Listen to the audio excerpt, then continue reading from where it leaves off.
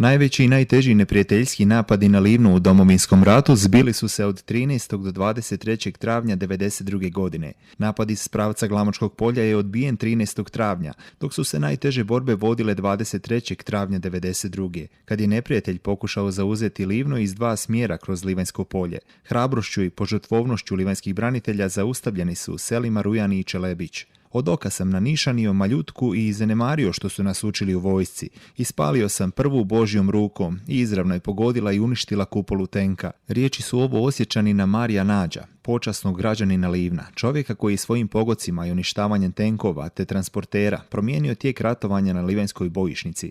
Nije mu to bila prva bitka. Na Slavonskom ratištu je već doživio vatreno krštenje. Ovdje nisam imao strah, znao sam šta me čeka. Neprijatelj naišao na tvrd orah, riješili smo to. Strah je postojao u drugim očima, ljudi koji su bili pored mene, normalno da im je prvo vatreno krštenje. Okus vatre nije vam svejedno kad osjetite da neko bude ranjen, neko pogine pored vas i tako. Znači neprijatelj nije imao milosti. Svaka puška, svaki metak je bio bitan za obranu grada Livna, ne samo ja kao pojedinac. Obraniti Livno bila je ključna zadaća tog travnja 1992. godine za brojne hrvatske branitelje poslane na prvu crtu Livanjske bojišnice. Sve te specijalne postrojbe glavnog stožera su dobile zadatak da dođu tu i da pomognu u obrani Livna. Nije to bila samo obrana Livna, bilo je tu praktički i obrana i Dalmacije i svih ovih krajeva. Kod nas u Vodicama kažu srcem protiv čelika, to se doistinu vode i ostvarilo. Taj dan je bio veliki napad, palo je ne znam koliko, ali 500-600 tisuća granata je palo, to je čudo jedno. Orilo se sve. Tenkovski napad koji je krenio tog 23. uglavnom uspjeli smo obraniti. Dali smo sve od sebe, mada sam onda ima 19 godina nepunih.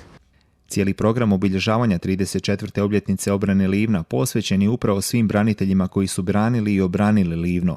Od svete mise i polaganje vijenaca i paljenje svijeća za poginule i nastradale hrvatske branitelje, do velikog mimohoda i svečane sjednice gradskog vijeća. Sve kako bi se dala počast hrabrosti i dužno poštovanje svim braniteljima Livna. Na poseban način smo se prisjetili njihove hrabrosti, njihove odlučnosti i zajedništva koje ih je vodilo u obrani ne samo prostora, kao što sam kazala, nego i obrani dostojanstva ovoga kraja i ovoga naroda. Moramo prisjetiti svih onih koji danas nisu s nama, koji su dali svoje najvrijednije, koji su svoj život utkali u našu današnju slobodu.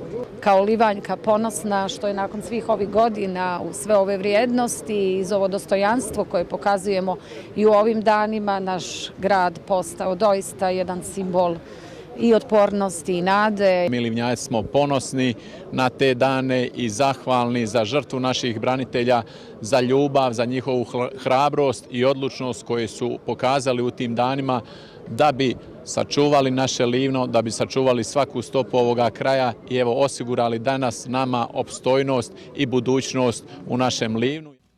Obilježavanje 34. obljetnice Dana obrane Livna nastavljeno je nakon svečane sjednice u Rujanima i Čelebiću, svetim misama, te prigodnim druženjem branitelja koji su nekoć u tim livanjskim selima branili i obranili svoje Livno.